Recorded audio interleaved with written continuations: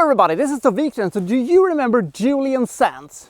Julian Sands was in the 90s often the most entertaining thing about a single movie, especially if he was the bad guy. But in the movie Tomorrow Man, which we're gonna take a look at today, Julian Sands also proved that he could be a very, very good leading man, especially, you know, in this fish out of water situation that the Tomorrow Man is. So we shall take a look at how good it is, shall we? This is the Tomorrow Man.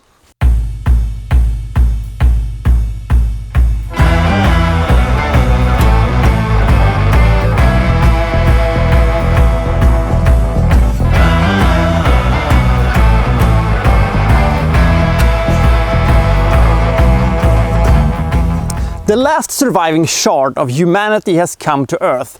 It is essentially a being who is the last, gasp of what used to be humanity, who has survived, the cataclysmic events that wipe out humanity a long time in the future. He has come to the past to alter the future, and he takes the form of Julian Sands because he happened to be on the billboard which he was, passing by, and said, "That man is definitely the man I want to be in this world." He has come here in his spaceship to try to prevent the cataclysmic events, but almost immediately the plan goes completely to the shitters when he is hit by an unlucky computer scientist or whatever he was. He takes in Julian Sands, and together they will attempt to try to reverse future and try to save humanity. This leads to many funny and awkward situations where Julian Sands does not understand what modern society is all about. Now, modern society is of course in 1996 when this movie was made, but will they eventually be able to stop the cataclysmic event and save humanity? We shall see.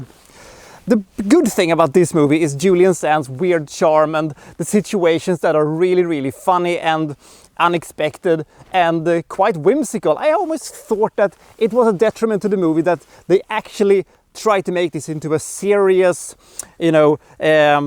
thriller and not a goofy comedy, because it would have worked better in that way.